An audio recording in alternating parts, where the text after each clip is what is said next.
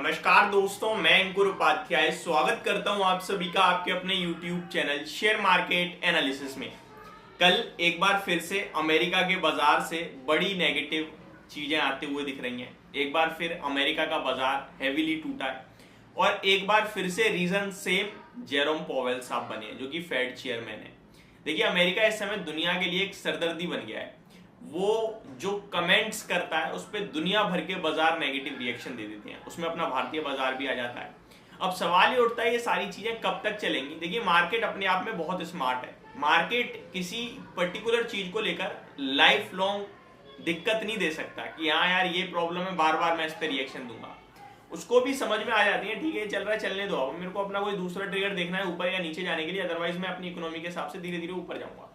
तो अब पूरी डिटेल में समझने की कोशिश करते हैं एक्चुअली में अमेरिका में चल क्या रहा है और जेरोम पॉवेल साहब ने कल ऐसा क्या कहा है जो अमेरिका के लिए नेगेटिव हो गया है। तो शुरू करते हैं बिना किसी देरी के, एक एक करके सारी चीजें कवर करना। लेकिन उससे पहले एक बार अमेरिका दुनिया भर के बाजार का आपको अपडेट देना चाहूंगा। निकाई लगभग आधे % गिरकर बंद हुआ है आपके लिए। शंघाई में 0.75% की गिरावट है। हैंगसेंग भी 0.72% गिरकर ही बंद हुआ है, यानी कि ग्लोबल मार्केट्स में पिटाई पड़ी है। एशिया पैसिफिक तो पिटाई है। यूरोप के मार्केट्स की बात करें तो यहाँ थोड़ी ज्यादा पिटाई है, इनफैक्ट डबल पिटाई है एशिया के बाजार के हिसाब से। फिट्सी 1.3% डाउन, डेक्स 1.64% डाउन, कैक में 1.5% से ज्यादा की गिरावट है। तीनों मार्केट ऑलमोस्ट 1.5% टूटते हुए दिखे। बात करें अगर अमेरिका के बाजार के बारे में जो सबके लिए प्रॉब्लम का विषय बनते हुए दिख रहे हैं, तो पर्टिकुलरली डाउ जोन्स लगभग 0.86% गिरकर बंद हुआ है 287 पॉइंट्स की गिरावट के साथ। नेस्डेक इंडेक्स 1.53% गिरा, यानी 1.5% से ज्यादा, और 200 पॉइंट्स टूट गया नेस्डेक का। S&P 500 में 1.25% की गिरावट थी, 1.26% की, लगभग 50 पॉइंट्स नीचे। और रसेल 2000 1.3% डाउन हुआ, यानी कि ऑलमोस्ट 1.25% से थोड़ा सा ज्यादा। और विक्स की बात करें तो 1.5% बढ़कर बंद हुआ है अमेरिका में। आप ये समझ लीजिए कि ब्रॉडर मार्केट में बड़ी गिरावट थी यूएस मार्केट में इस समय। ठीक है, अब आ जाते हैं कुछ कमेंट्स आए हैं। तो फेड मास्टर्स ने क्या कहा है वो सुनिए आप। Can't say for the sure monetary policy is definitely at the peak. कि जो मॉनेटरी पॉलिसी है ना, अभी हम नहीं कह सकते ये पीक पे है, यानी कि अभी इंटरेस्ट रेट और ऊपर होंगे, हाइक होंगे। और ये बोल रहे हैं ना, बाजार उससे पहले रिएक्शन दे रहा है, क्योंकि ये जो बोलते हैं उससे पहले इनकी ट्रेजरी यील्ड बोल जाती है।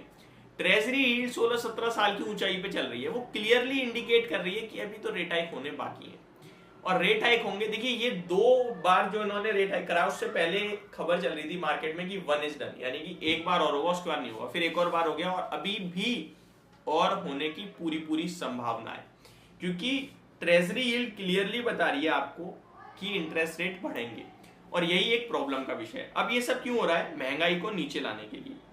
महंगाई बहुत ऊपर चल रही है, ऐसा अमेरिका में बोला जा रहा है चेयरमैन की तरफ से, और क्लियरली दिख भी रहा है। जो उनका टारगेट है 2% का, उससे तो काफी ऊपर है, तो उसको 2% पे लाना चाहते हैं ये, जो कि अभी तो दूर दूर तक नहीं दिख रहा है।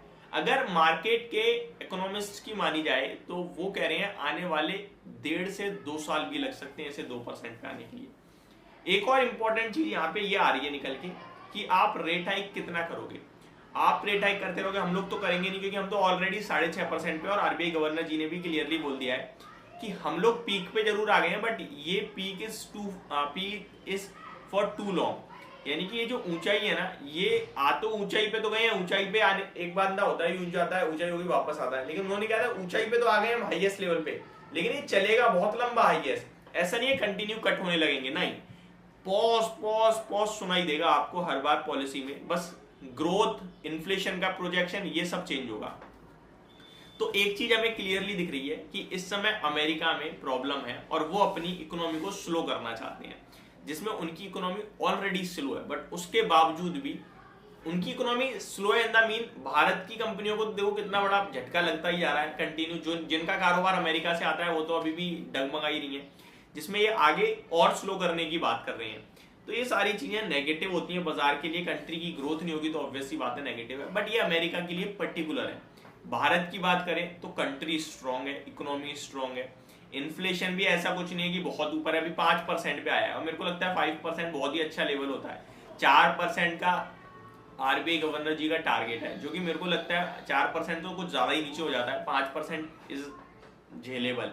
तो दूसरी बात करी जाए, आपका ग्रोथ कंपनियों की आपको रिजल्ट दिख रहे हैं, कहीं कोई प्रेशर नहीं आ रहा है, तो यहाँ तो सब कुछ अच्छा है, इसीलिए हम लोग आउट परफॉर्म कर रहे हैं दुनिया के मार्केट्स को। और आप एक चीज समझ लो अच्छे से कि बड़ा पैसा भारत में ही बनेगा अगले 5 से 10 साल में, क्योंकि हमारी इकोनॉमी चिल्ला चिल्ला के कह रही है कि मैं बहुत तेज ग्रो कर रही हूँ। तो आप निवेशित रहिए, बस इतना ही कहना चाहूंगा इस वीडियो के माध्यम से। अगली वीडियो में स्टॉक स्पेसिफिक बात करेंगे। आप लोग अपने स्टॉक्स के नाम प्लीज कमेंट बॉक्स में कमेंट कीजिए। Thank you so much for watching this video. Have a great day guys.